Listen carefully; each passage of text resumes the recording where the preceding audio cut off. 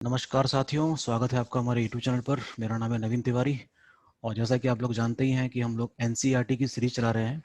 तो एनसीईआरटी की जो क्लास 6 की बुक है ज्योग्राफी की, उसमें हमने पिछले 2 लेक्चर्स में 5 चैप्टर्स के बारे में पढ़ाई की थी।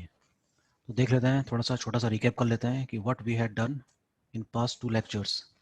देखिए, इसमें टोटल 8 चैप्टर है इस बुक में और काफ़ी इंपॉर्टेंट है। एक बहुत अच्छा बेस प्रोवाइड करते हैं एडवांस स्टडीज़ के लिए, ठीक है ना। तो जो पहला चैप्टर था ये था earth and the solar system. दूसरा चैप्टर हमने देखा था ग्लोब, लैटिट्यूड एंड लॉन्गिट्यूड। काफ़ी डिटेल में हमने चर्चा की थी इसकी और बहुत क्वेश्चंस भी आते हैं यहाँ से, it is very important. Third chapter था मोशन ऑफ द अर्थ का और हमने देखा था कि 2 मोशन है अर्थ के, rotation as well as revolution, और उससे जितनी भी एसोसिएटेड फिनोमिनास थी उस पर भी हमने काफ़ी चर्चा की थी। ओके, उम्मीद करता हूँ कि आपने वो सारे लेक्चर्स देखे होंगे और उसके बाद अपनी बुक से भी रिफ़र किया होगा। चौथा चैप्टर हमने मैप के बारे में देखा था कि कितनी इंपॉर्टेंस है मैप की और किस तरह से क्वेश्चन आते हैं लोकेट करने के लिए। Okay, these are very important points. पांचवा चैप्टर हमने देखा था major domains of the earth में, जिसमें लिथोस्फेयर, हाइड्रोस्फेयर और एटमॉस्फेयर की चर्चा की गई थी। आज हम डिस्कस करने वाले हैं रिमेनिंग 3 चैप्टर्स के बारे में। ये है 6, 7, 8। ओके, जिसमें major landforms of the earth देखेंगे हम, और 2 चैप्टर हमारे एक्सक्लूसिवली कंट्री इंडिया के बारे में, हमारे देश के बारे में। ठीक है, तो स्टार्ट करते हैं आज का लेक्चर और इसमें हम देखते हैं major landforms of the earth. देखिए, इससे पहले कि मैं यहाँ पे जो कंटेंट लिखा है इसको पढूं, एक छोटा सा मैं फिगर बनाना चाहूँगा आपके सामने और इससे समझाना चाहूँगा फिर से कि ये लैंडफॉर्म क्या चीज़ है। एक इसके बाद दूसरी साइड में हमारे पास एक डायग्राम भी है, उससे ज़्यादा समझ में आएगा आपको। फिलहाल इस डायग्राम को देखिए। मान लीजिए कि ये पहाड़ है, ये प्लेन है, ये डिप्रेशन है, ये फिर से प्लेन है और ये प्लेट्यू आ गई फिर से, और हम देख सकते हैं कि एक और क्या है यहाँ पर, माउंटेन है। ये 2 डायमेंशनल नक्शा आपको ये बताता है कि जो अर्थ का जो सरफेस है वो काफ़ी अनइवन है, it is not flat. Okay, तो these raised part is called mountain, these suppressed part is filled with water sometimes and it is called what, oceans. These are called plateau, these again mountain, these are plains, something like that. Okay, तो अर्थ का जो surface है उसमें कई सारे features आपको दिखा देते हैं, that is mountain, plateau, hills, plains. Okay, और कुछ पार्ट डिप्रेस्ड भी हैं, कई सारी वैलीज भी देखने को मिलती हैं, रिफ्ट वैली देखने को मिलती हैं, and even bigger depressed part are filled with water in the form of ocean and seas. Okay, तो इस तरीके से हम देख सकते हैं कि अर्थ का जो सरफेस है it is not even, it is quite uneven. Okay, so landform जो है इनको हम कैटेगराइज कर सकते हैं 2 पार्ट में। एक तो होता है first order of landforms and second order of landform. फिलहाल ये एनसीईआरटी में नहीं दिया गया है, फिर भी मैं छोटा सा मैं आपको डिस्कस करता हूँ। That is continent and oceans जो होते हैं उनको फर्स्ट कैटेगरी में रखा गया है, that is called first order of landform. और जो माउंटेन है, प्लेट्यू है, इनको रखा जाता है किसमें, सेकंड ऑर्डर ऑफ लैंडफॉर्म में। ठीक है, landform are a result of 2 procedures.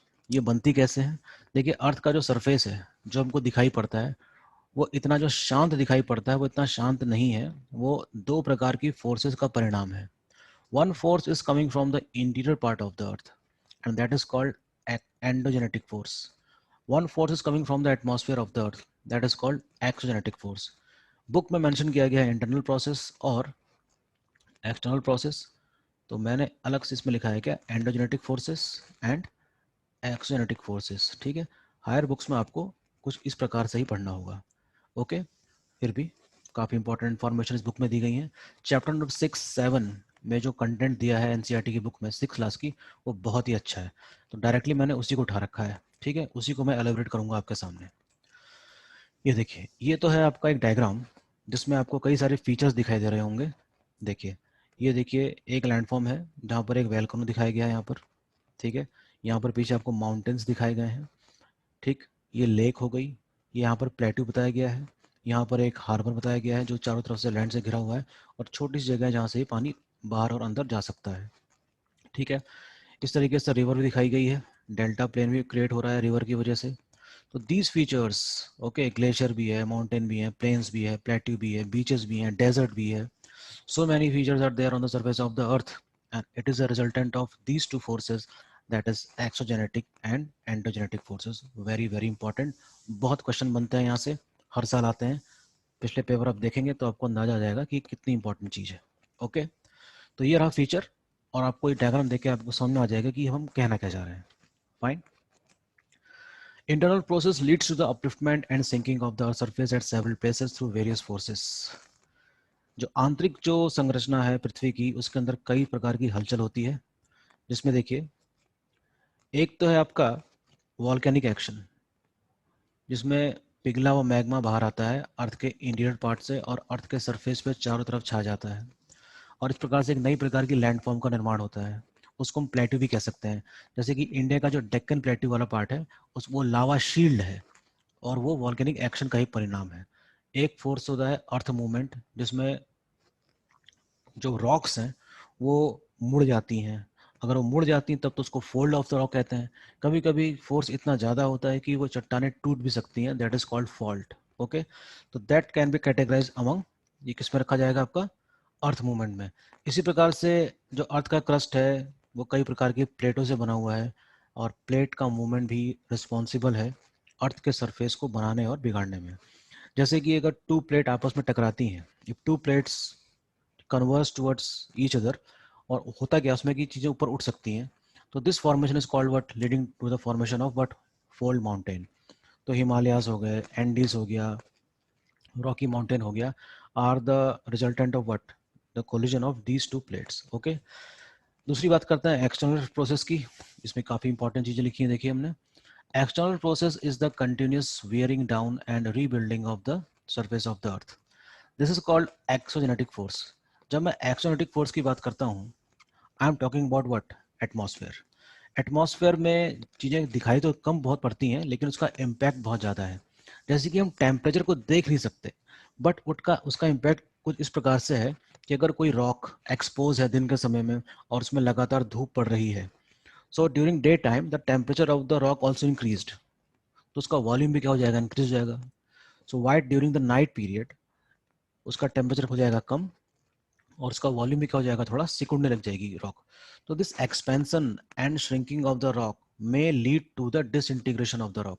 Okay, this is called what, weathering. इसको हिंदी में कहते हैं अपक्षय, अर्थात चट्टान टूट भी सकती है। तो ये जो प्रक्रिया है इसको कहा जाता है अपक्षय, यानी कि weathering of the rock, disintegration of the rock in situ. एक शब्द में यहाँ पे लिखना चाहूंगा, जिसको हम कहते हैं इन सीटू। इन सीटू का मतलब यहाँ पर है, फिलहाल एनसीईआरटी में नहीं दिया गया है ये, यथावत, यानी कि उसी स्थान पर जहाँ पर चट्टान रखी है वहीं पर वो टेम्परेचर और कई सारी और फिजिकल एजेंट्स होते हैं जिसकी वजह से चट्टान टूट सकती है।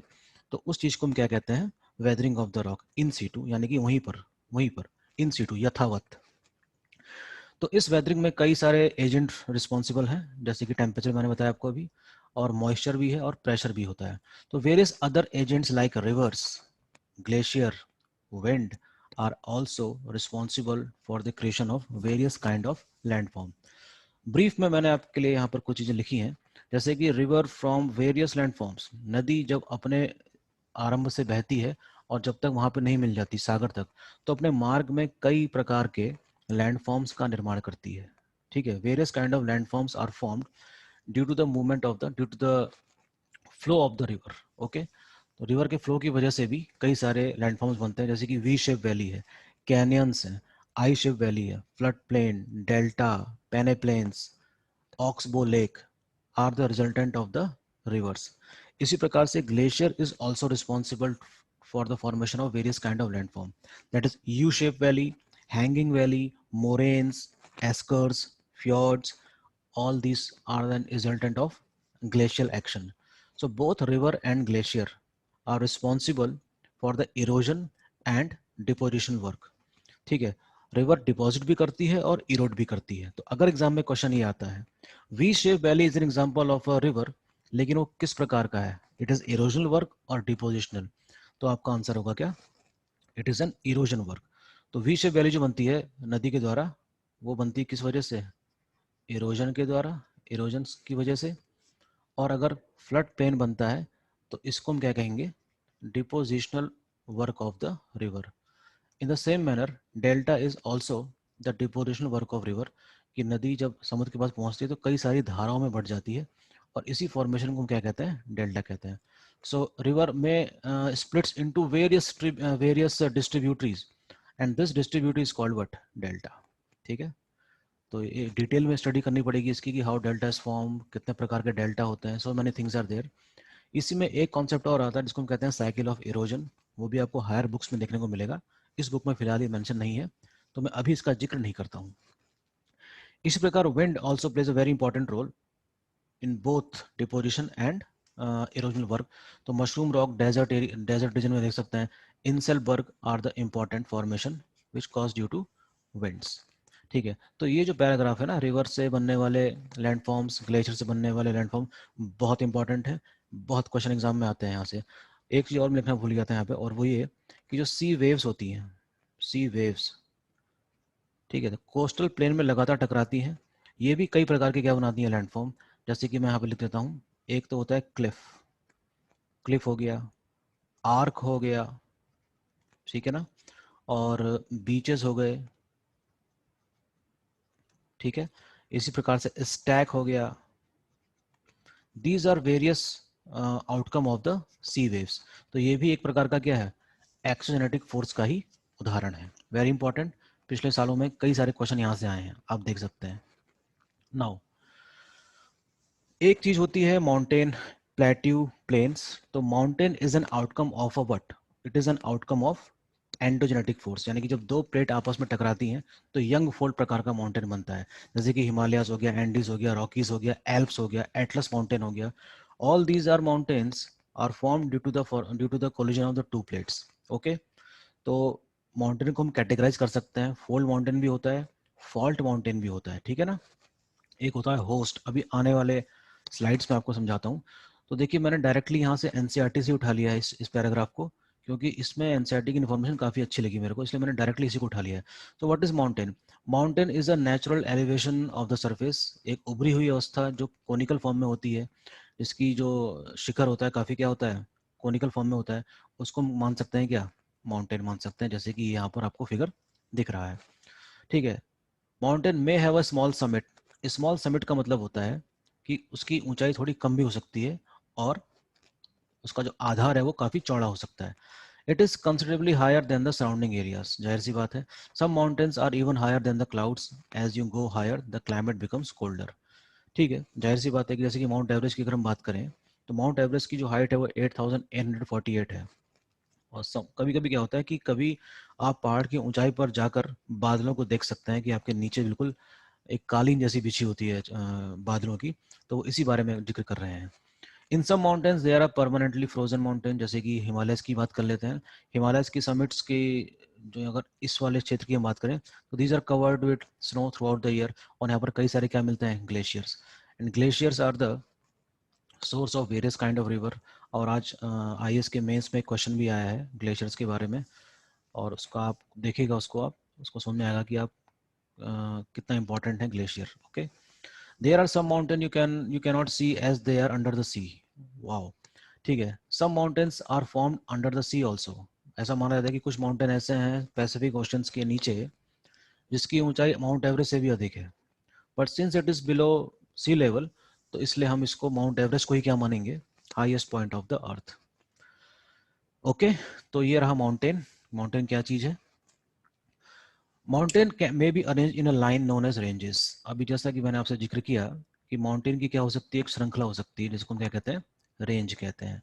तो अगर मैं छोटा सा अगर आपके सामने एक फिगर बनाऊं, तो आपको समझ में आएगा कि मैं क्या कहना चाह रहा हूँ. जैसे मान लीजिए कि हिमालयाज की रेंज कुछ इस तरीके से है. तो जम्मू कश्मीर से चलती है हिमाचल प्रदेश, उत्तराखंड, नेपाल, सिक्किम और अरुणाचल प्रदेश तक कुछ इस तरीके से चलती है. और यहाँ पर थोड़ी बैंड भी हो जाती है. तो this banding of the Himalayas are called what, syntaxial band, जो आप हायर वर्जन में, हायर क्लास में पढ़ेंगे. इसी तरीके से एक और सीरीज है यहाँ इसके नीचे जिसका नाम है लेसर हिमालयाज. इसी तरीके से एक और है इसकी सीरीज जिसका नाम है शिवालिक माउंटेन्स. ओके. तो these mountains are form due to the outcome of what, collision of the two plates. जब इंडियन प्लेट किससे टकराई थी, यूरेशियन प्लेट से. तो दीज ये जो जियो सिंक्लाइन वाला इलाका है, यहाँ पर जितना सारा वो इकट्ठा था सेडिमेंट, वो सारा का सारा ऊपर आ गया.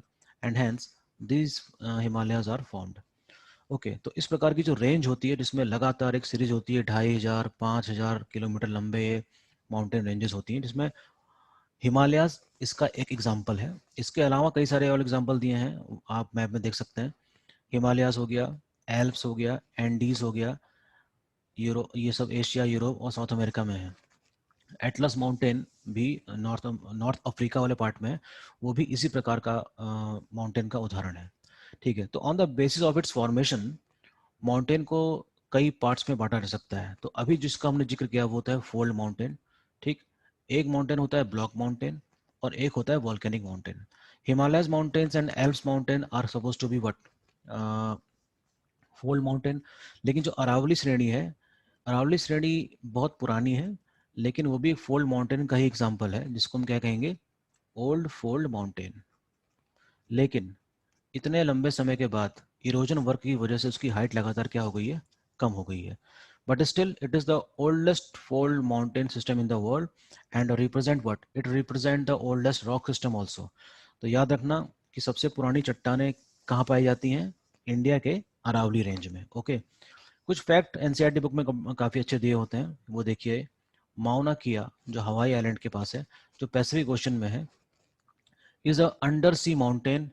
और यकीन मानिए इसकी ऊंचाई माउंट एवरेस्ट से भी काफ़ी ऊंची है, 10,205 मीटर का है। Can you believe it? Yes, earth में कुछ भी पॉसिबल है, लेकिन दिखाई नहीं पड़ता क्योंकि पैसिफिक ओशन के क्या है, ये नीचे है। Okay, one more example of, जैसे कि अरावली रेंज इंडिया में है, वैसे ही नॉर्थ अमेरिका में एक है एपेरेचिन माउंटेन। ये भी ओल्ड फोल्ड माउंटेन का ही उदाहरण है। और इस प्रकार से यूराल माउंटेन भी एग्जांपल है किस चीज़ का, ओल्ड फोल्ड माउंटेन का। और ये रशिया और सॉरी एशिया और यूरोप के बीच में नेचुरल बाउंड्री भी बनाते हैं। तो that we have fold mountain. अब हम बात करते हैं किसकी, ब्लॉक माउंटेन की। ब्लॉक माउंटेन का यहाँ पर एक चित्र दिख रहा होगा आपको। इस फिगर में देखिए कि एक पूरा रॉक सिस्टम है, जिसमें एक तरफ तो फोर्स ऊपर की तरफ लग रहा है, जिसके कारण एक चीज़ आपको उठी हुई दिखाई दे रही होगी, और यहाँ पर फोर्स रिलीज होने की वजह से ये जो पोर्शन है ये थोड़ा नीचे की तरफ धंस गया होगा। तो इस प्रकार से जो वैली बनती है इसको हम क्या कहते हैं, ग्रेबन। और ये जो उठा हुआ हिस्सा है ये पहाड़ की तरह दिखाई पड़ता है, इसे कहते हैं क्या, host. Very important, HORST, host. इसलिए देखिए यहाँ पर uplifted block is called what, host. और जो लोअर पार्ट इसको हम क्या कहते हैं, ग्रेवन कहते हैं। तो क्या इस प्रकार की आकृति विश्व में कहीं देखने को मिलती है? Yes, why not. Rhine valley है and the Vosges mountain in Europe are the such example, typical example इस चीज़ के हैं, जहाँ पर इस प्रकार के माउंटेन आपको देखने को मिलते हैं। मैप में देख सकते हैं आप, इसको जरूर देखिएगा। ठीक है, volcanic mountain are form due to the volcanic activity. ठीक है, वॉल्केनिक माउंटेन भी बन जाते हैं वॉल्केनिक एक्टिविटी की वजह से, वो भी एक उभरा हुआ पार्ट है। जैसे कि इन्होंने यहाँ पर एग्जांपल दिया है माउंट किलीमंजारो का। माउंट किलीमंजारो केन्या में है, अफ्रीका में, ये भी इसी प्रकार का एग्जाम्पल है। और एक माउंट फूजियामा है, कभी कभी आप टीवी में ऐड आते होंगे, उसके सामने से बुलेट ट्रेन जाती है, तो एक सिंगल यूनिट दिखाई देती है हमको माउंटेन की, काफ़ी ऊंची। ठीक है ना, काफ़ी ऊंची, और ये बड़ा देखने में बड़ा अच्छा सा लगता है। तो ये mount Fujiyama is an example of what, volcanic mountain activity. Okay, अब इसमें एनसीईआरटी में कुछ इसके यूज बताए हैं। Mountain are very useful. Why it is very useful? Because it is a storehouse of water in the form of glacier. और glacier की वजह से यहाँ से कई सारी नदियाँ भी निकलती हैं। अगर हम इंडिया की बात करें तो glacier is the source of various mighty reverse in India. Ganga उसका सबसे सर्वोत्तम उदाहरण है, और यमुना भी। ठीक है, reservoirs are the made and the water is harness for the use of water. यहाँ से भी क्वेश्चन एग्जाम में आया है IAS के मेंस में। Water from the mountain is also use for irrigation. देखिए कई पर्पज हैं, हाइड्रो इलेक्ट्रिसिटी बनाई जा सकती है, पावर जनरेशन किया जा सकता है, ओके, इरिगेशन फैसिलिटीज को प्रोवाइड किया जा सकता है, और कई सारे मतलब इकोनॉमिक एक्टिविटीज को इन सब के जरिए आप क्या कर सकते हैं, जनरेट कर सकते हैं, और गवर्नमेंट इस पे काम भी करती है। ठीक है ना, तो ये सारी चीज़ें इंपॉर्टेंस है किसकी, माउंटेन की। और साथ ही साथ माउंटेन एक शेल्टर भी है किसका, रिच फ्लोरा एंड फाउना का, और थिक फॉरेस्ट, और वहाँ पर रहने वाले जो जीव जंतु हैं वो भी कई प्रकार की चीज़ें वहाँ पर मेंटेन करके रखते हैं, जिसको हम इकोसिस्टम कहते हैं। ओके, तो forest provide fuel, fodder, shelter and other various things. ठीक है, फॉरेस्ट से मिलने वाले प्रोडक्ट भी इकोनॉमिक एक्टिविटी को आगे बढ़ाने में हेल्प करते हैं। So we have what, this plateau. तो प्लेट्यू देख सकते हैं, एक और फॉर्मेशन है किसकी, लैंडफॉर्म की। It is very important again. तो मैं थोड़ा सा इसको ऊपर करना चाह रहा हूँ, ठीक है। So plateau is an elevated flat, इसके लिए मैं फिर से आपके सामने एक फिगर बनाता हूँ, पहले ये देख लीजिए। जैसे कि मान लीजिए कोई प्लेन एरिया है और ये अचानक से कोई उठी हुई चीज़ है और फिर ये ठीक है ना। तो ये जो अपलिफ्टेड पार्ट है इसको हम क्या कहते हैं, प्लेट्यू कहते हैं। क्या कहते हैं, प्लेट्यू अर्थात पठार। तो इसी तरह से इंडिया भी है। इंडिया का जो ये वाला पार्ट है बीच वाला, ये थोड़ा उभरा हुआ है। खास बात यह है कि ये एकदम कोनिकल नहीं होता, एक प्रकार से फ्लैट होता है। कहीं कहीं पर पहाड़ होते हैं और कहीं कहीं पर उबड़ खाबड़ चीज होती है, लेकिन ये माउंटेन रेंज की तरह बिल्कुल कोनिकल फॉर्म में नहीं होता। तो अगर आपको मैं एक छोटा सा फिगर बना के समझाऊं यहाँ पे, तो आपको समझ में आएगा कि इंडिया का जो प्लेट्यू वाला हिस्सा है वो कहाँ है, मैं किसके बारे में बात कर रहा हूँ, ठीक है ना। ये रहा इंडिया का रफ मैप, और ये मैंने जो ट्राइंगल बनाया है यहाँ पर, this is called what, plateau. This is called what, plateau of India. और ये वॉल्केनिक एक्टिविटी की वजह से ही फॉर्म हुई है, ओके। तो ये जो प्लेट्यू बनी है यहाँ पर बीच में, इसको मैं थोड़ा शेड कर देता हूँ। It is uplifted part, okay, it is what, uplifted part. तो यहाँ से और यहाँ से दोनों की तरफ से ये ऊंचा है, और नॉर्थ वाले जो इलाके में जो प्लेन्स हैं इससे भी ऊंचा है। और यहाँ पर क्या मौजूद है, हमारे हिमालयाज मौजूद हैं। तो हम कह सकते हैं कि plains lies between plateau in the south and Himalayas in the north, okay. So these plateaus are form due to what, it is formed due to the volcanic eruption, okay. देखिए यहाँ पर एक बहुत अच्छा फिगर है, ये किस प्रकार से ज्वालामुखी प्रक्रिया होती है। ये रहा आपका एक चैम्बर है जिसमें मैग्मा भरा हुआ है, और मैग्मा निकलता है इस वॉल्केनिक पाइप से, इसको वेंट पाइप भी कहते हैं। और यहाँ से देख सकते हैं कि आप कोनिकल फॉर्म में कई सारा फ्लो हो रहा है किसका, लावा का। तो एक प्रकार से कंपोजिट कोन दिखाई दे रहा है आपको ये, ठीक है। यहाँ से भी कई बार क्वेश्चन आए हैं, it looks like what, composite cone of mountain, sorry ये volcano activity. It is very important again. So what is plateau? Plateau is an elevated flat land, ठीक है। It is a flat top table land standing above the surrounding area, जैसे कि मैंने आपको बताया। Like mountains may be young or old, but Deccan Plateau is one of the oldest plateau in India, ठीक है। Plateau mountain ये हिमालय से पहले बनी हुई थी, ठीक है ना। ईस्ट अफ्रीका, ऐसे वर्ल्ड में कई सारे हिस्से हैं जहाँ पर आपको प्लेट्यू देखने को मिलेगी, उसी का एग्जांपल उन्होंने दिया है यहाँ पर। जैसे कि अफ्रीकन प्लेट्यू है, केन्या में है, Tanzania, Uganda. Western plateau of Australia is an typical example of such plateau. Tibet plateau जो वर्ल्ड की सबसे ऊंचाई पर स्थित प्लेट्यू है, ये भी एक प्लेट्यू ही है, जिसकी ऊंचाई लगभग 4000 से लेकर 6000 मीटर के बीच में है। काफ़ी ऊंचाई पर है भाई। Plateau are very useful because they are rich in mineral deposit. हाँ, ये इस चीज़ में जानना बड़ा जरूरी है हमको, वो ये कि जो प्लेट्यू है, क्योंकि ये बनी है मैग्मा के जमने के कारण, so magma may be rich in silicon और may be rich in metallic mineral. इसकी वजह से क्या होता है कि कई सारे रिसोर्सेज यहाँ पर मिलते हैं। तो this fact explains us that why that south part of India, as Deccan Plateau of India, is economically quite rich. How economic it is rich? Because it is rich in various minerals like iron, coal, bauxite, manganese, zinc, so many things जिसका industrial use काफी ज्यादा है, वो India के south वाले part में मिलता है, ओके। तो इस लिहाज से कहा जा सकता है कि this is very suppose to be very important as far as economic activities are concerned. Plateaus are very useful because they are rich in mineral deposit. As a result, many of the mining areas in the world are located in the plateau area. Very good, very बड़ी important बात लिखी यहाँ पर, ये आपको समझनी भी चाहिए। Most of the mining areas in the world are located in which part, in the plateau part. और इस केस में इंडिया में भी यही बात सच साबित होती है, ठीक। अफ्रीकन प्लेट्यू, अगर हम अफ्रीकन प्लेट्यू की बात करें, okay let me do one thing. अगर हम अफ्रीकन प्लेट्यू की बात करें, is is famous for world gold and diamond mining, ठीक है। वहाँ उसके वहाँ अफ्रीका के प्लेट्यू में हम देखते हैं कि गोल्ड और डायमंड की माइनिंग्स काफ़ी ज़्यादा है, ठीक है। वहाँ भी प्लेट्यू ही है वैसे देखा जाए तो, and they are rich in gold and diamonds. In India huge reserves of iron, coal, manganese are found in Chota Nagpur plateau, ठीक है। तो इकोनॉमिक ज्योग्राफी जब पढ़ेंगे जब इंडिया की, तो उसमें आपको काफ़ी अच्छे से डिटेल में समझाया जाएगा कि कैसे किन किन जगहों पर इंडिया में मिनरल डिपॉजिट्स पाए जाते हैं, ठीक है।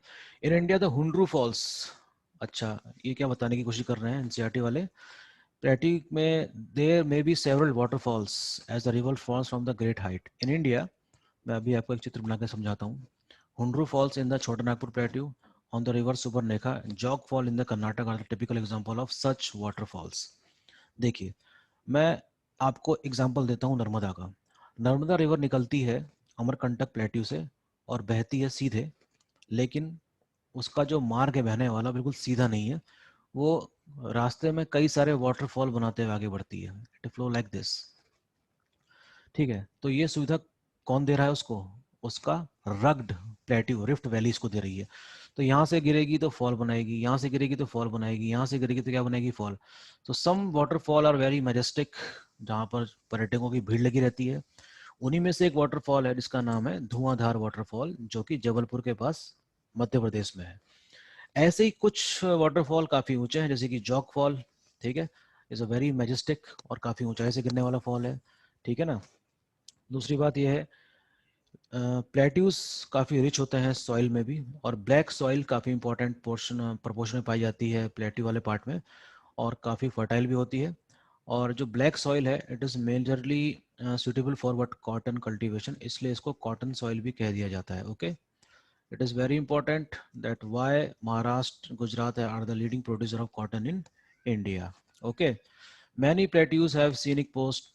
चलो ठीक है, कई सारे टूरिस्ट भी अट्रैक्ट होते हैं इस तरफ, और देखते हैं उसको। Now moving on to the next type of landform, that is called plain. What is plane?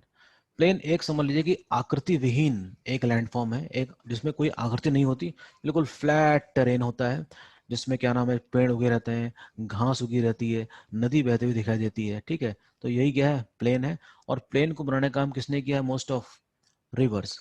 River plays a very important role in the formation of plain. और प्लेन के भी कई सारे प्रकार होते हैं, flood plain, peneplain. Okay, these are the typical example of plain also. So देख लेते हैं कि एनसीईआरटी में क्या मेंशन है इसके बारे में। Plains are large stretch of flat plain, they are generally not more than 200 meters above sea level.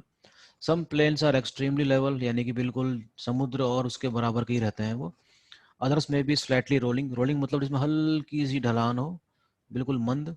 Most of the plains are formed by the rivers, जैसा कि मैंने आपसे कहा अभी, एंड देयर ट्रिब्यूटरीज। ठीक है, तो river plays a major role in the formation of plains. Example समझाता हूँ मैं, चलिए आपको। जैसे मान लीजिए कि ये गंगा नदी बह रही है, और इसके साथ इसकी एक सहायक यानी कि ट्रिब्यूटरी है यमुना। तो यमुना की भी अपनी कई सारी क्या होंगी? ट्रिब्यूटरी रिवर होंगी। और गंगा की तो नॉर्थ साइड से भी आ रही हैं, साउथ साइड से भी आ रही हैं, and it merge into Ganga itself. तो ये जो पूरा जो रीजन देख रहे हैं, इसे हम कहेंगे गंगा वैली रीजन। तो अपने साथ कई सारा सेडिमेंट लाती हैं, और हर साल बाढ़ भी आती है इसमें। तो बाढ़ में आने वाला जो सेडिमेंट है वो सेटल डाउन हो जाता है जब बाढ़ खत्म हो जाती है, और एक प्रकार से एक नई परत चढ़ जाती है। किस चीज़ की? सेडिमेंट्स की। So river plays a very important role in the formation of what? Plains. Generally plains और फर्टाइल काफ़ी उपजाऊ होते हैं, और इसी वजह से यहाँ पर चावल और गेहूं की खेती बहुत बड़े पैमाने पर की जाती है। तो हम बता सकते हैं बड़े आसानी से कि why UP, Punjab, Bengal, Bihar are the important producer of rice and wheat actually. लेकिन वीट की प्रोडक्शन में पंजाब को तो हम नहीं रखते उतना, लेकिन फिर भी फर्टाइल प्लेन्स में इसको बोया जा सकता है, जाता ही है।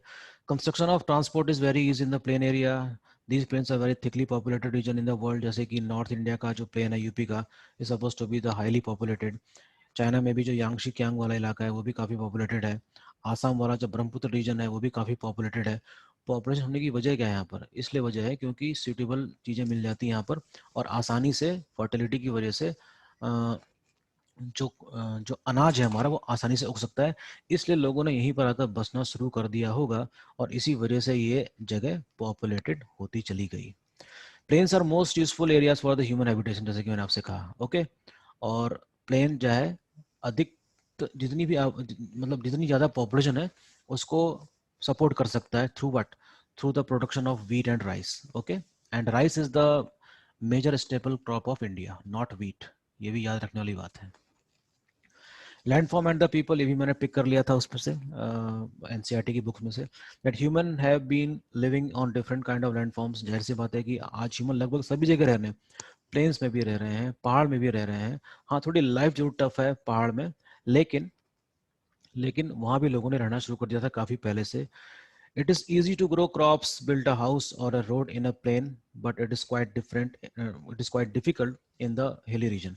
Sometimes natural calamities such as earthquake, volcanic eruption, storms and flood causes widespread destruction also, and the huge loss of life property take place. तो हमें इस चीज़ का ध्यान रखना चाहिए कि हमें घर कहाँ बनाना है। हमें इस चीज़ का भी ध्यान रखना चाहिए कि हमें जो हमारे जो इकोलॉजिकल उपाय हैं उसमें जो गवर्नमेंट जो भी प्रोग्राम बनाती है उसमें हमारा सहयोग होना चाहिए। ठीक है, ये नहीं कि पहाड़ में हमने ऐसे का मकान बना दिया जो बहुत ही फ्रेजाइल है, और हो सके जरा सी बारिश ज़्यादा हुई और लैंडस्लाइड में क्या हो गया, आपका मकान ही क्या हो जाएगा, गिर जाएगा। तो इस चीज़ का हमें ध्यान रखना चाहिए कि कहाँ पर रहने योग्य है स्थान और कहाँ पर रहने योग्य नहीं है। ओके, कुछ पॉइंट्स एनसीईआरटी में काफ़ी अच्छे दिए हैं जो आप लोगों को पढ़ने चाहिए, जैसे कि स्वच्छ भारत अभियान कब चलाया गया था, यहाँ से भी कई सारे क्वेश्चन आते हैं, जीके के क्वेश्चन यहाँ से काफ़ी आ जाता है। ठीक है, इसको आप जरूर चेक करते रहिएगा। Moving on to the next chapter, that is 7th chapter of this NCERT class 6th, और इसमें मेंशन किया गया है इंडिया के बारे में। आइए देखते हैं कि इंडिया के बारे में इन्होंने क्या लिखा है। इंडिया एक पेनिनसुलर कंट्री है। India is the 7th largest country of the world, और इसका नक्शा आपके सामने मैं रफ बना रहा हूँ, और हो सकता है आपको थोड़ी सी इसमें समझ आएगी। यहाँ पर तो है अरेबियन सी, यहाँ पर मैं AS लिख दे रहा हूँ। यहाँ पर है बे ऑफ बंगाल, मैं बैंक ऑफ बड़ौदा कहने जा रहा था, सॉरी, बे ऑफ बंगाल है यहाँ पर, और यहाँ पर क्या है, इंडियन ओशन है। सो ये फॉर्मेशन क्या कहलाती है, India is a peninsular country. India is what, peninsular country. Okay, यहाँ पर हिमालयाज है up to the Arunachal Pradesh, यहाँ पर प्लेन्स हैं, ये पेनिनसुला नहीं है, सॉरी, इसको मैं क्या करता हूँ, मिटा देता हूँ पहले, इरेज ऑल इंक। ठीक है, मैं फिर से लिखता हूँ। ये देखिए, मैं आपके सामने एक छोटा सा नक्शा बना रहा हूँ इंडिया का, रफ मैप, और समझाने की कोशिश करता हूँ कि क्या चीज़ कहाँ पर है। ओके, यहाँ पर हिमालयाज है, ये वाला स्ट्रेच पूरा प्लेन्स वाला है, ब्रह्मपुत्र में भी प्लेन्स आ जाएगा। This is called what, plateau, and India is what, peninsular country. Okay, देखते हैं क्या लिखते हैं लोग। India is country of the vast geographical expense in the north, it is, देखिए नॉर्थ में क्या हिमालयाज हैं, वेस्ट में अरेबियन सी है, यहाँ पर बे ऑफ बंगाल है, और यहाँ पर इंडियन ओशियन है। It's very general information of India, किसी भी जीके की बुक में आपको मिल जाएगा। इंडिया का एरिया इसमें भी दिया हुआ है, 3,87,263 वर्ग किलोमीटर इसका क्या है, एरिया है। मैं यहाँ पे लिख देता हूँ आपके सामने, 32,87,263 square kilometre, which makes India as the 7th largest country in this regard. Okay? उत्तर से दक्षिण तक इसकी लंबाई बताई है इन्होंने। ठीक है, आप इसको पढ़ लीजिएगा कि इसमें बड़ी कॉमन सी इन्फॉर्मेशन दी गई है, किसी बुक में आपको मिल जाएगी। ठीक है, और सबसे बड़ी बात यह है कि India is the second populated country in the world after China according to 2011 census. ठीक है, the most important thing is this, जो भी बंदा तैयारी जिसने शुरू करी है उसको हो सकता है कि यहाँ पर थोड़ी सी दिक्कत आए कि India is located in the northern hemisphere. पहले और दूसरे सेशन में हमने देखा था, ट्रॉपिक ऑफ कैंसर के बारे में बात कर रहे हैं लोग। ये देखिए, ये बड़ी इंपॉर्टेंट है इंफॉर्मेशन इसमें, और वही है कि इंडिया का जो एक्सटेंशन है वो 8 डिग्री 4 मिनट से लेकर 37 डिग्री 6 लैटिट्यूड तक है। मैं इसको बताने की कोशिश करता हूँ आपको। ये रहा लैटिट्यूड जो कितने डिग्री पर है, 8 डिग्री 4 मिनट पे, 8 डिग्री 4 मिनट पे, और यहाँ पर मान लेते हैं कश्मीर है, ये कितनी डिग्री पर है, 37 डिग्री 6 मिनट। ठीक है, इसको 36.6 मत समझिएगा। तो ये इस कोऑर्डिनेट की बात कर रहा है जो लैटिट्यूड का 8 डिग्री 4 मिनट से लेकर कहाँ तक है, 37 डिग्री 6 मिनट तक है। इसी प्रकार से लॉन्गिट्यूड का एक्सटेंशन भी है जो गुजरात से लेकर कहाँ तक है, अरुणाचल प्रदेश तक, और ये मैंने आपको पहले वाले क्लास में समझाया भी था। तो it lies between 2 longitude and 2 latitude. Okay, if we divide the world into eastern and western hemisphere, India is supposed to be in eastern part, जैसा कि पहले हमने डिस्कस किया था, जीएमटी के ईस्ट में है इंडिया। ओके, इसमें देखिए छोटी सी इंफॉर्मेशन लिखी है एनसीईआरटी में, बुक्स बच्चों को लिखी रहती है। ये देखिए, do you know large countries which stress exclusively from east to west do not have a single standard time, discuss किया था हम लोगों ने इसके बारे में। और टाइम कैसे निकालते हैं ये भी मैंने आपको बताया था for the whole country. The USA, the Canada have 7 and 6 time zone respectively, लेकिन इंडिया का सिर्फ एक ही टाइम जोन है जो कहाँ से कैलकुलेट किया जाता है, सॉरी, जो कहाँ से कैलकुलेट किया जाता है 82.5 से कैलकुलेट किया जाता है, ये रहा। ठीक है, तो इंडिया का स्टैंडर्ड टाइम कहाँ से कैलकुलेट होता है 82.5 डिग्री ईस्ट से। ठीक, आगे बढ़ते हैं। ये रहा इंडिया का सिंपल सा मैप जिसमें इंडिया को उसकी पड़ोसी देशों के साथ दिखाया गया है। तो ये रहे इंडिया के नेबरिंग कंट्री, ठीक है। ये रहा आपका पाकिस्तान, अफगानिस्तान, तिब्बत वाला इलाका यहाँ पे, China, Nepal, Bhutan, Bangladesh and Myanmar. तो these country shares the boundary with India, और इस तरीके से इंडिया इन सभी देशों के साथ अपनी सीमा को साझा करता है, जिसमें सबसे लंबी सीमा जो बनती है वो बनती है किससे, बांग्लादेश से। दूसरे नंबर पर आता है क्या, चाइना। सॉरी मैं ऊपर वाला पैराग्राफ पढ़ना भूल गया, लेकिन मैं समझा सकता हूँ क्या लिखा है इसमें। As you have learned earlier, the local time changes by 4 minutes for every 1 degree of longitude. The sun rises from about 2 hours earlier in the east than in the west. ठीक है ना। जैसे कि मैंने आपको बताया था कि अर्थ जो घूमती है वो घूमती है वेस्ट टू ईस्ट। तो जो ईस्ट वाला जो पार्ट होगा वहाँ पर सनराइज पहले दिखाई देगा, और जो वेस्ट वाला पार्ट होगा वहाँ पर सनराइज कहाँ पर होगा, थोड़ा लेट होगा। But still it does not mean कि सनराइज कभी भी हो रहा हो। तो घड़ी में जो टाइम है इंडिया में वो बिल्कुल सेम रहेगा, इससे कोई फर्क नहीं पड़ता। ऐसा इसलिए है क्योंकि इंडिया का जो टाइम जोन है वो कहाँ से गुजरता है 82.5 से, और ये इंडिया का ठीक बीच वाला क्या है, पार्ट है। तो यहाँ से कैलकुलेट किया जाता है क्या इंडिया का टाइम। पहली क्लास में हमने, दूसरी क्लास में इसको हमने, पहली और दूसरी क्लास में शायद हमने इसको डिस्कस किया था। Okay, this is the latest map of India, जिसमें कश्मीर में आप देख सकते हैं कि लद्दाख और श्रीनगर को अलग दिखाया गया, जम्मू कश्मीर वाले इलाके को। तो ये इंडिया का पॉलिटिकल मैप है जिसमें कई सारे राज्य हैं। इसमें से भी कई बार क्वेश्चन आ जाते हैं, जैसे कि Uttar Pradesh shares boundary with which of the following state. Uttar Pradesh निम्नलिखित में से किस राज्य से सीमा नहीं बनाता। ठीक है, हाउ मैनी स्टेट्स पास, मतलब इसमें से किन राज्यों में से ट्रॉपिक ऑफ कैंसर गुजरती है। तो आप मैप देखेंगे तो पता चलेगा आपको कि ट्रॉपिक ऑफ कैंसर कितने राज्यों से गुजरती है। ठीक है, गुजरात से गुजरती है, थोड़ा सा पोर्शन इसका राजस्थान से भी गुजरता है। ठीक है, तो गुजरात हो गया, सॉरी, 1 2 3 4 5 6 7 8, 8 राज्यों से लगभग ट्रॉपिक ऑफ कैंसर गुजरती है। ये भी एग्जाम में क्वेश्चन आता है। एक बार क्वेश्चन ये आ गया था कि बेंगलोर और चेन्नई में ज़्यादा साउथ में कौन सा है। काफ़ी क्लोज दिख रहे हैं आपको, लेकिन लोगों ने क्या लगाया था, बेंगलोर लगाया था, सॉरी चेन्नई लगाया था। लेकिन आंसर इसका क्या है, ज़्यादा नॉर्थ में कौन सा है, ज़्यादा नॉर्थ में चेन्नई है वैसे। ठीक है, बेंगलोर थोड़ा क्या है, साउथ में है। आंसर गलत इसलिए हो गया होगा क्योंकि लोग सोच रहे थे कि तमिलनाडु ज़्यादा साउथ में है, कर्नाटक तो नॉर्थ में है। इस वजह से उसका आंसर क्या होना चाहिए, इस वजह से उसका आंसर होना चाहिए क्या, Chennai, sorry Bangalore, but Chennai was suppose to be the in the northern part. अगर आप मैप में गौर से देखेंगे तो आपको बात पता चलेगी। ठीक है ना। तो इस तरह से कई सारे क्वेश्चन एग्जाम में आते हैं, और इस मैप को आप जरूर देखिएगा। ये रहा आपका फिजिकल मैप इंडिया का, जिसके बारे में हम कई बार चर्चा कर भी चुके हैं। यहाँ पर ग्रेट हिमालयाज हैं, ये फिजिकल मैप है इंडिया का। और जो आपको ये येलो पोर्शन दिख रहा है, इस किताब के अनुसार इसको प्लेट्यू बताया गया है। ब्राउन वाले सेक्शन को बताया गया है माउंटेन, और ग्रीन वाले सेक्शन को क्या बताया गया है, प्लेन रीजन। तो जब भी आप मैप देखें एटलस में अपने, तो उसमें आप ये जरूर देखें कि किसकी उसकी हाइट सी लेवल से कितनी पे है। ठीक है, तो आपके एटलस में ये सारी चीज़ें क्या हो जाएंगी, क्लियर हो जाएंगी।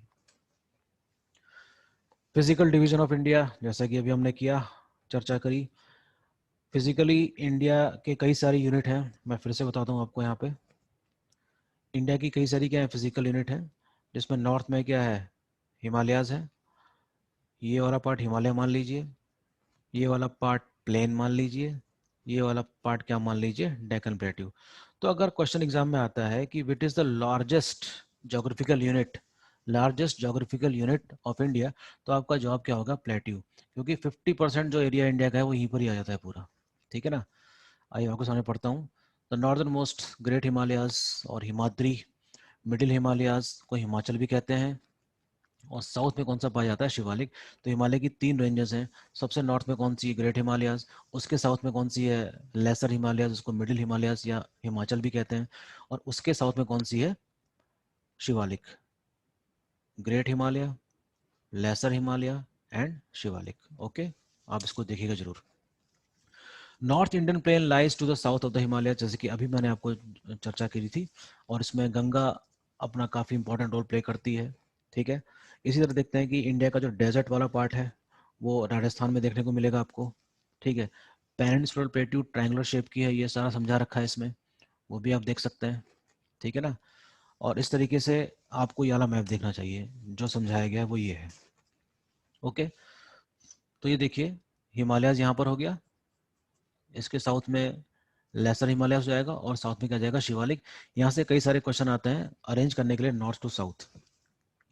दिस पार्ट इज डेजर्ट वाला इलाका है, this part is Ganga Yamuna plain, this part is Brahmaputra plain, यहाँ पर कोस्टल प्लेन बनेगा, and this entire portion is called what, plateau. Okay, तो this we have the very short description of Indian physical feature. Fine, अब एक बात करते हैं इसमें, एक minute. Okay, to the west of the western ghat and the east of the eastern ghat lie what, coastal plain। चलिए मैं थोड़ी सी चर्चा करता हूँ आपकी, बहुत इंपॉर्टेंट टॉपिक है जिसमें क्वेश्चन काफ़ी बनते हैं, मेरे को फिर से फिगर बनाना पड़ेगा और आपको बहुत अच्छा लगेगा, काफ़ी इंटरेस्टिंग सा है। मैं खाली साउथ इंडिया वाला पोर्शन बना रहा हूँ, ठीक है। तो ये मैंने बनाया आपका क्या, फिर से प्लेट्यू, यहाँ से लेकर गुजरात से लेकर यहाँ तक एक माउंटेन रेंज है, इसको हम कहते हैं Sahyadri, and this part is called what, Western Ghat. This part is called what, Western Ghat, and this part is called what, Eastern Ghat. काफी क्वेश्चन आते हैं यहाँ से, ठीक। वेस्टर्न घाट तो कंटिन्यूस चेन है माउंटेन की, जबकि जो ईस्टर्न घाट है ये ब्रोकन चेन है, किसकी, माउंटेन की। और यहाँ से नदी पास होती चली जाती है, गोदावरी है, महानदी है, कावेरी है, ये सब यहाँ से गुजर जाती है, ठीक है। तो देखिए, to the south of the North Indian plateau, North Plain, we have Peninsular Plateau. It is a triangular shape. The relief is highly uneven. This is the region with numerous hills. ठीक है, कई सारी hills मिलेंगी आपको यहाँ पर, ठीक है, जिसके लिए आपको मैप देखना पड़ेगा। अरावली हो गई, विंध्या हो गई, सतपुड़ा हो गई, so many ranges are there, और बहुत डिटेल में स्टडी करनी पड़ेगी आपको यहाँ इसके टोपोग्राफी को समझने के लिए। The river Narmada flows towards west. These are west flowing river and does not make delta. They make what? Estuary. The western and eastern Ghat provide the eastern boundary. While western Ghat are almost continuous, eastern Ghat are broken. जैसा कि मैंने अभी आपसे कहा, the plateau is rich in minerals like coal and iron. Okay, so south part of India is very rich as far as minerals are concerned. To the west of the western Ghat we have coastal planes, ये भी यहाँ पर coastal plane मान सकते हैं। एक strip है किसकी, तटीय मैदानों की, ठीक। अच्छा, coastal plains are very narrow, the eastern coastal plain are much broader, ठीक है। अगर हम तुलना करेंगे दोनों प्रकार के तटीय मैदानों की, तो जो ईस्टर्न वाला पार्ट है ये क्या है, अधिक चौड़ा है। There are number of east flowing river, पूर्व में बहने वाली कई सारी नदियां, जैसे कि महानदी, गोदावरी, कृष्णा, सारी की सारी कहाँ पे जाती हैं, बे बंगाल में जाती हैं, और डेल्टा बनाती हैं काफ़ी बड़े, जिसमें वर्ल्ड का सबसे बड़ा डेल्टा कौन सा है, सुंदरबन डेल्टा, जो गंगा ब्रह्मपुत्र के साथ मिलकर बनाती है वेस्ट बंगाल में। It is suppose to be the largest delta of the world, और इसको सुंदरबन इसलिए कहते हैं because we have the evidence of tree which is called what, Sundari. Sundari tree के नाम पे पड़ा है क्या, सुंदरबन डेल्टा, ठीक है। नाउ व्हाट वी हैव, यहाँ पर थोड़ा सा डिस्कस किया है एनसीईआरटी बुक में कोरल्स के बारे में। तो कोरल एक एक मैरीन इकोसिस्टम को बताता है, किसको बताता है, मैरीन इकोसिस्टम के बारे में बताता है। ये क्या चीज है, corals are skeletons of tiny marine animals called polyps, ये लगातार लाइम सिक्रीट करते हैं। When the living polyps die their skeletons are left, other polyps grow on top of the hard skeleton which grow higher and higher, thus forming the coral island। very very important phenomena, यहाँ से कई question exam में आते हैं, और इसके concept को समझने के लिए आपको डिटेल में हायर बुक्स पढ़नी पड़ेगी। तो मैं रिकमेंड करता हूँ आपको, इंडियन ज्योग्राफी को अगर पढ़ना चाहते हैं तो आप पढ़िए खुल्लर की बुक को, ठीक है। और अगर पूरी ज्योग्राफी पढ़ना चाहते हैं तो एक बुक आती है, काफ़ी मोटी है वो, सुरेंद्र सिंह की, नॉट सविंदर सिंह, मैं कह रहा हूँ सुरेंद्र सिंह को पढ़िए, काफ़ी इंपॉर्टेंट है, वर्ल्ड ज्योग्राफी में काफ़ी अच्छा इन्होंने समझा रखा है। इसके अलावा एक और थोड़ी सी टिपिकल बुक है लेकिन बहुत अच्छी है, और उस बुक का नाम है सविंदर सिंह। इस बुक से कोई इनकार नहीं कर सकता, ठीक है। These are very important books to understand. खासतौर पे खुल्लर वाली जो बुक है वो इंडियन ज्योग्राफी को समझने के लिए एक बहुत बेहतरीन किताब है, आप इसको देखिएगा, ठीक है। Last chapter of the session of this book is India, उसके बारे में, क्लाइमेट, उसका वेजिटेशन, उसकी वाइल्ड लाइफ। इंडिया एक डाइवर्स कंट्री है और इसकी डाइवर्सिटी सिर्फ ज्योग्राफी में ही नहीं है, हमें उसके कल्चरल एक्टिविटीज़ में भी उसकी डाइवर्सिटी देखने को मिलती है। चलिए मैं आपके सामने कुछ पढ़ देता हूँ जो एनसीईआरटी किताब में लिखा हुआ है। You read in newspaper daily and watch on TV और hear other talking about weather. You must know that weather is about day to day changes.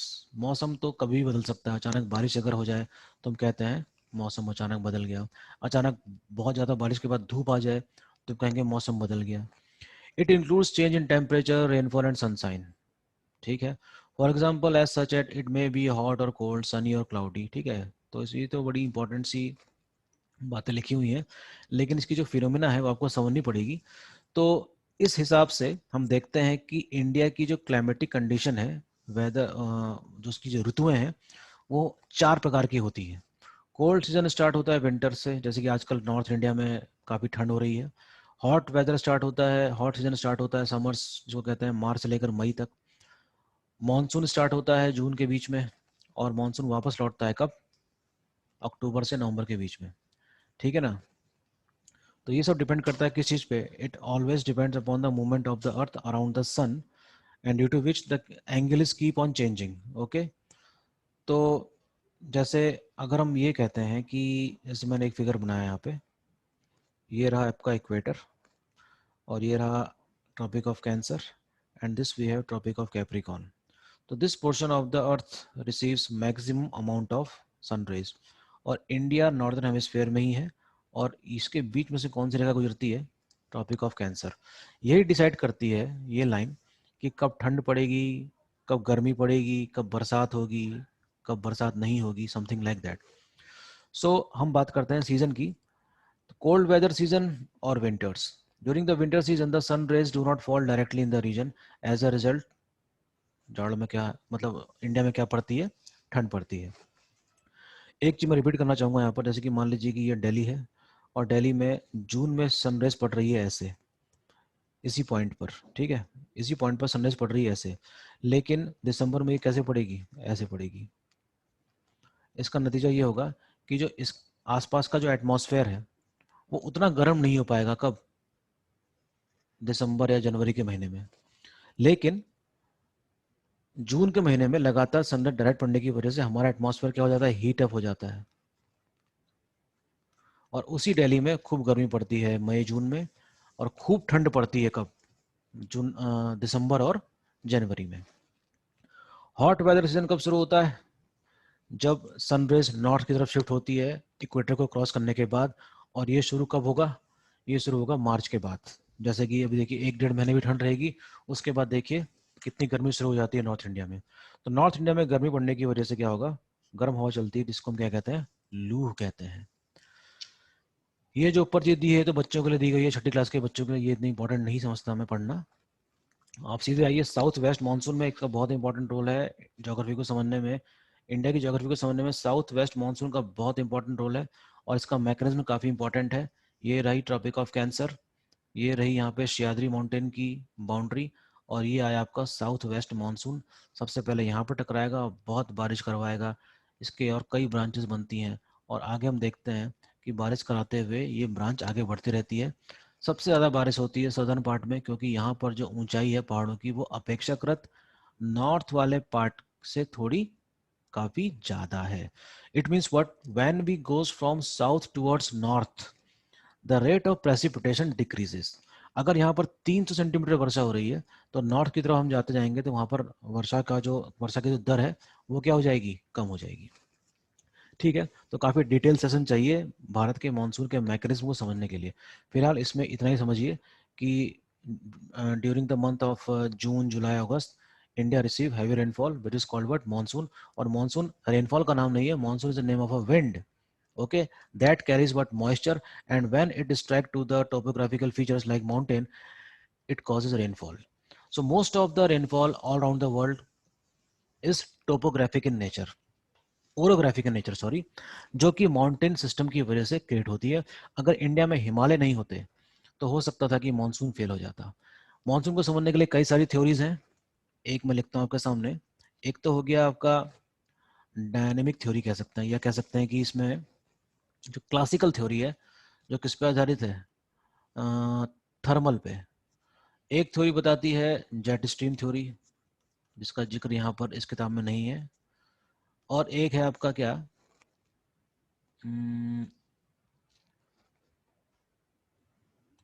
एक है आपका, एक ओशन करंट है जिसका नाम है Peru, sorry El Nino. El Nino ocean current से इसका काफ़ी कनेक्शन है। और जब भी आप इंडिया के मानसून को पढ़ेंगे तो इन चीज़ की चर्चा जरूर की जानी चाहिए। ठीक है, डिटेल में इसको पढ़िएगा, अगले सेशन में जब हम डिटेल में इसको पढ़ाएंगे तब इसको मेंशन करेंगे पूरा। ठीक है, तो पढ़ लेते हैं क्या लिखा है इसमें। The season is marked by onset and advance of the monsoon, the wind blow from Arabian Sea and Bay of Bengal towards the land, they carry moisture with it, and when strike with the mountain it causes what, rainfall.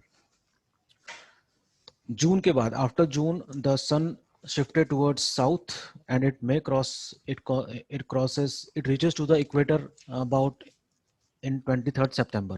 Okay, so we can witness a retreat of the monsoon from Himalayas through the through the coastal region of the eastern part of India, and it reaches to what, Tamil Nadu region.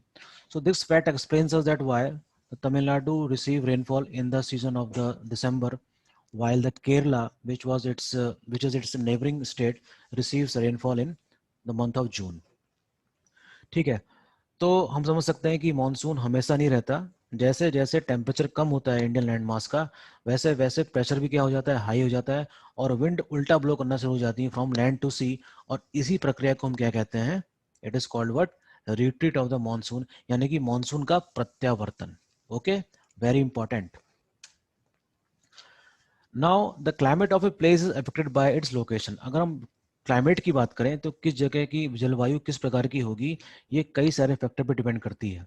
ठीक है, अगर India को मैं मान लेता हूँ कि यहाँ पर है, तो कोई अगर चीज़ यहाँ पर लोकेटेड है तो हम ये भी देखेंगे कि इसकी समुद्र से कितनी दूरी है, वो कितनी ऊंचाई पर है, कितनी वहाँ पर वर्षा होती है। ये सारे फैक्टर डिसाइड करते हैं कि वहाँ की क्लाइमेटिक कंडीशन कैसी होगी, जिसके बारे में यहाँ पर मेंशन भी किया गया है। ठीक है ना, the experience Therefore, we can experience a regional difference in the climate like Jaisalmer Bikaner में तो बहुत ज़्यादा गर्मी पड़ती है, वहीं कारगिल और कश्मीर वाले इलाके में बहुत ठंड पड़ती है। कई सारे इलाके ऐसे हैं जहाँ पर बहुत बारिश होती है, मुंबई में काफ़ी बारिश होती है, Cherrapunji Mawsynram suppose to be the highest receiving rainfall of the world. ठीक है ना, तो हम कह सकते हैं कि जो क्लाइमेट का जो डिफरेंस है ये डिपेंड करता है कि उसकी लोकेशन कहाँ पर है, इक्वेटर से कितनी दूरी पर है, समुद्र से कितनी दूरी पर है। ये सारे फैक्टर डिसाइड करते हैं कि वहाँ की क्लाइमेटिक कंडीशंस कैसी होंगी। Very important. नेचुरल वेजिटेशन के बारे में भी दिया हुआ है इस बुक में। तो वेजिटेशन डिपेंड करता है किस पे, अमाउंट ऑफ द प्रेसिपिटेशन। तो यहाँ पर कई प्रकार के वेजिटेशंस पाए जाते हैं। ठीक है, इसमें मेंशन कर रखा है, कहीं पर बहुत ज़्यादा घने वन होते हैं, कहीं पर डेसिडस फॉरेस्ट होते हैं, कहीं पर एवरग्रीन फॉरेस्ट होते हैं। इट डिपेंड अपॉन कि वो कहाँ पर लोकेटेड है और कितनी वर्षा वहाँ पर हो रही है और कैसी वहाँ पर प्रेशर कंडीशन है। तो ये सारे फैक्टर डिसाइड करते हैं कि वहाँ की क्लाइमेटिक कंडीशन और वहाँ पर उगने वाली जो वनस्पति होगी वो किस प्रकार से होगी। जैसे कि हिमालय रीजन में बारिश तो कम होती है लेकिन ठंड बहुत ज़्यादा होती है, इसलिए हम कह सकते हैं कि when we goes up in the Himalayan region, हम लोग देखेंगे कि वहाँ पर जो वनों की जो सघनता है वो लगातार क्या हो जाती है, कम हो जाती है। ओके, तो और इधर नॉर्थ ईस्ट वाले इलाके में देखेंगे कि वनों की सघनता काफ़ी ज़्यादा है। ठीक है ना, तो कई सारे फैक्टर डिसाइड करते हैं कि वहाँ की क्लाइमेटिक कंडीशन कैसे होगी। और इसी प्रकार से हम क्लाइमेट को कई प्रकार में कई सारे पार्ट में डिवाइड कर सकते हैं। और ये काम किया है किसने, वर्ल्ड की क्लाइमेट को वो करने में एक क्लाइमेटोलॉजिस्ट हैं जिसका नाम है क्या, कॉपन। कॉपन हो गए, थॉर्नवेट हो गए, इन्होंने पूरे वर्ल्ड की क्लाइमेट को क्लासिफाई कर रखा है ABCD करके, कई सारे फैक्टर्स इन्होंने गिनाए हैं। Why forest are necessary. दोस्तों, फॉरेस्ट की उपयोगिता से बिल्कुल भी इनकार नहीं किया जा सकता। They perform various functions. Plant release oxygen, सही बात है भाई। अगर डिफॉरेस्टेशन होगा तो ऑक्सीजन की कमी हो जाएगी काफ़ी, ठीक है ना। इसलिए क्या ज़रूरी है कि पेड़ों का कटाव बिल्कुल कम हो, और अगर पेड़ लगे रहेंगे तो सॉइल इरोजन से भी बचा जा सकता है। Various things are there due to which the forest are quite necessary. This will provide an ecosystem also. एक ऐसे प्रकार का इकोसिस्टम भी क्रिएट करता है वनों का होना, ठीक है। So it is very necessary, और इसको बचा के रखना, इसको संजो के रखना काफ़ी इंपॉर्टेंट है। गवर्नमेंट इसमें काफ़ी इंपॉर्टेंट रोल प्ले भी कर रही है। Okay, forests are natural habitat of wildlife. Natural vegetation has been destroyed to a large extent because of the reckless cutting of the trees. जाहिर सी बात है कि फॉरेस्ट एक नेचुरल हैबिटेट है किसका, वाइल्ड लाइफ का। कई प्रकार की वाइल्ड लाइफ पाई जाती है हमारे जंगलों में। तो इसके लिए भी अवेयरनेस क्रिएट करना काफ़ी ज़रूरी है। वन महोत्सव की शुरुआत करी गई थी सरकार के द्वारा, जिससे कि पेड़ों के कटाव में रोक लगाई जा सके, ठीक है। चिपको आंदोलन चला था उत्तराखंड में 1974 के आसपास। वनों की अंधाधुंध कटाई के कारण लोगों ने इस आंदोलन में हिस्सा लिया था, ठीक है ना। क्योंकि पहले जब पेड़ काटे जाते थे तो उनका इस्तेमाल किस में होता था, रेलवे लाइन के स्लीपर्स को बनाने में। फिलहाल अब उसको समाप्त कर दिया गया है, अब उसके स्थान पर सीमेंट के स्लीपर्स बनाए जाते हैं, ठीक है ना। तो it is quite necessary to save the forest. Wild life के बारे में देख लेते हैं। Wild life, forest are the home of variety of wild life. There are thousands of species of animals, reptiles and all. Large variety of reptiles, amphibians, mammals, birds, insects are living in forest. और उनको बचाया जाना काफ़ी ज़रूरी है। Government ने काफ़ी सक्रियता दिखाई भी है। प्रोजेक्ट टाइगर चलाया था जिससे कि टाइगर को बचाया जा सके। प्रोजेक्ट एलिफेंट चलाया था जिससे कि एलिफेंट को बचाया जा सके। अगर सब चीज़ों को मेंटेन अगर नहीं किया गया तो हमारा पूरा पूरा इकोसिस्टम, पूरी इकोलॉजी, सब कुछ बर्बाद हो जाएगी, और इसका खामियाजा भुगतना पड़ेगा हमको। तो सस्टेनेबल डेवलपमेंट की परिकल्पना दी गई, और उसी को ध्यान में रखकर योजनाएं बनाई जा रही हैं। Okay, tiger is our national animal. It is found in various parts of the country. कई सारे नेशनल पार्क हैं, टाइगर रिजर्व बनाए गए हैं कई सारे। Gujarat is the home of Asiatic lions. Elephant पूरे इंडिया में पाए जाते हैं, खासतौर पे आसाम में।